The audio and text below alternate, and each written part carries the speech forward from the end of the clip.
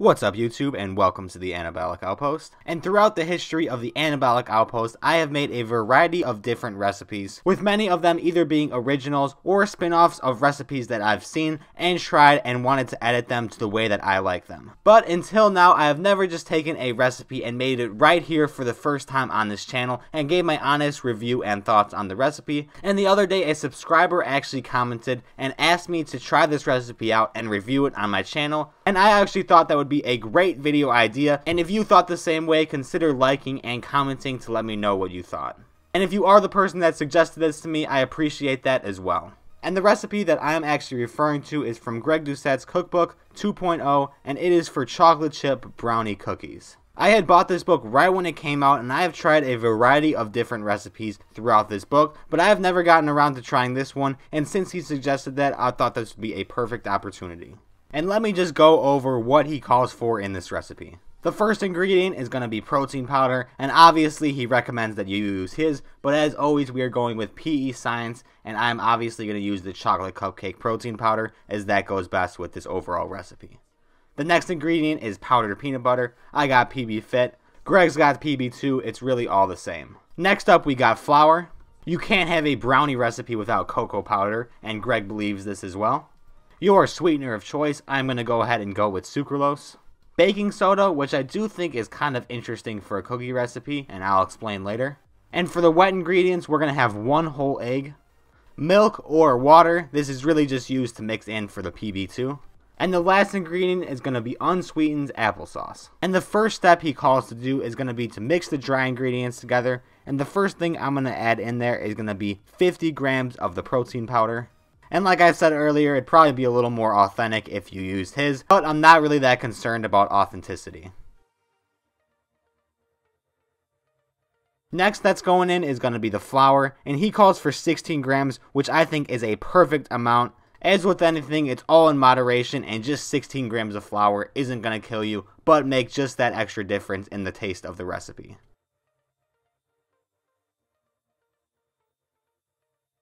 I'm now going to go ahead and sprinkle in that powdered peanut butter, and one thing that I've picked up on through making Greg's recipes is actually the fact that when he mentions powdered peanut butter, he measures it as if the powder is already mixed in with the milk or water, which really has confused me in the past, as he calls for 48 grams of powdered peanut butter in this recipe, which is an excessive amount, but like I said, through making other recipes in the past, I know that you should cut this with milk or water, so I'm going to be adding 24 grams of the powdered peanut butter, and then 24 grams of the milk. When I mix in the wet ingredients, I don't really see much of a point in pre-mixing it. But I guess that is what he means. I just think he should be a little bit more careful in clarifying that on each of the individual recipes. But if this isn't the case, I guess he's just got some dry ass desserts. The next dry ingredient going in is going to be the sweetener, and he always measures his sweetener in cups, which I guess makes sense as everybody's using a different sweetener and you could just convert it, but he calls for a ½ cup of sweetener, and I've found that with the sucralose sweetener that I use, this is accurate for what the measurement that he's trying to include. And I don't even have a 1/4 cup measuring cup, so I'm just going to use a 1/3 and just fill it a little less than to the top. And if you do measure it using a scale, I can see right now that it's going to be about 5 to 6 grams of sweetener. I'm now going to pour up 20 grams of cocoa powder. The last dry ingredient is going to be 5 grams of baking soda, which like I said in the intro is a little bit odd for a cookie recipe. That's more of cake and if you want it to rise, and you're going to see in the end product that these do kind of rise and these are kind of cakey. And he did say he is kind of going for a fudgy interior, which may explain that, but if I do make these again, I'll probably leave that off or substitute baking powder. And you can now go ahead and mix together the dry ingredients. It doesn't really have to be perfect as you're obviously going to be mixing it later on again. Just make sure that the baking soda chunks are evenly broken up if you do have any chunks that are in there.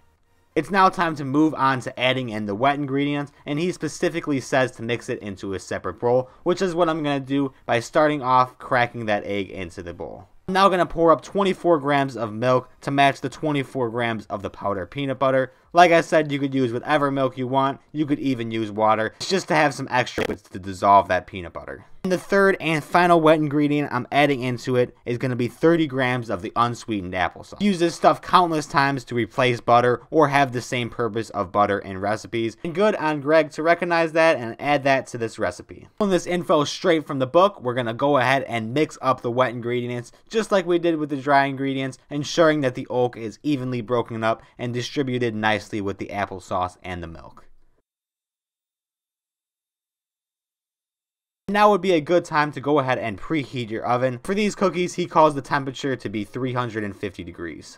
You got both the dry and the wet ingredients respectively mixed together. You could add the wet ingredients into the dry using that rubber spatula to get all of the wet ingredients that stick into the side of the bowl, especially that stubborn applesauce that's still stuck in there that I'm scraping out.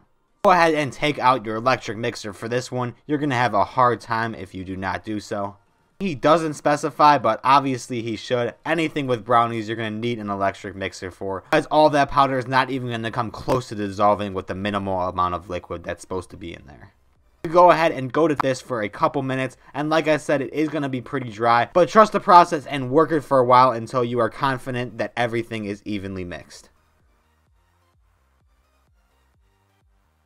And this is the texture that I've got once I've finished mixing. It doesn't look like a lot of batter, but as you can see, it's all scraped up on the sides, and this is what you're going to be dealing with as well. That's why I always go ahead and oil up my hands before working with batter. It just makes it that much easier to just smoothly glide off your hands and onto the parchment paper. And if you haven't figured out already, you're going to need a baking sheet with parchment paper on top of it, like you would with any other great cookie recipe. And in the cookbook, it says that this is going to make 10 separate cookies, but in the end, as you're going to see, I only ended up making 9, so just keep that in mind yourself. You could obviously just make them smaller, but keep in mind that the smaller you go, the less fudgy they're going to be on the inside. Just go ahead and leave a couple inches in between each cookie, like I am doing here, because they are going to spread a little bit. I've now got my 9 individual cookies evenly spaced out on the parchment paper, and the only thing left to do now is put them in the oven. And Greg calls for these to be cooked for 6 to 8 minutes to retain that fudgy interior, and I was skeptical for only baking them 6 to 8 minutes, and I went ahead and set it for 8 minutes, and this ended up being just a perfect amount of time. I could have probably even left it at 6 or 7 if I wanted that fudgy interior, but a little fudge on the inside is quite alright with me. And this is what they're going to look like coming out of the oven. You're going to need to let them cool for at least 10 to 15 minutes before pulling them off the rack. And I was a little surprised how they turned out. I wish they were a little bit flatter, but with the baking soda that's in there, it's going to make them rise and be a little bit cakier, which really isn't a bad thing, but for cookies you want them to be flat and crispy. Being said, I think this recipe has serious potential if you baked it into a loaf, but them being made of cookies, they're kind of just eh. I've made some cookies on this channel with far better texture before, and you could check out my previous videos, specifically the double chocolate one with M&Ms. I thought that recipe was way better than the one that Greg put out for us. Don't get me wrong, it's still good. I just think that there's way better both cookie and brownie recipes that I even have featured on my channel. It blows this cookie recipe completely out of the water. And if I do decide to make more recipe reviews in the future, I'm going to want a scale for rating this recipe, and this recipe I'm going to go ahead and give it a 5.6 out of 10. For the reasons I mentioned, obviously I'd eat them, I just wouldn't go out of my way to make them again when I could just make something else that's going to taste better. And if you do decide to make this recipe and you're curious about the macros, assuming you got a 10 cookie yield, Greg lists each cookie as having 7 grams of protein, 7 grams of carbs, and 3 grams of fat for a total of 80 calories per cookie. This is obviously going to depend on what you choose, and obviously with the milk thing, if you do a different type of milk, it's going to edit the calories a little bit, so you're best off just calculating it as you go and make this recipe. But that's really all I have for you today. If you did want more videos like this where I review certain recipes, and if you did have any suggestions for more recipes I should review, comment them down below, and also show support by liking and subscribing, and that'll let me know that you want more videos like these of me reviewing other YouTubers' recipes. If you haven't noticed, I'm trying to experiment and branch out my content, so on each of these videos, if you liked any of the recent styles I've been doing, comment down below so I know which videos to continue doing for you. That being said, if you did have any questions or were confused by anything I said throughout this recipe, comment down below and I'll try to get back to you and let you know. This is Greg's recipe, so I may not have an answer for you, but I will try. And if you did find this recipe both delicious and helpful, be sure to leave a like and subscribe. I really appreciate it a lot. And thank you for watching, and I will see you in the next one.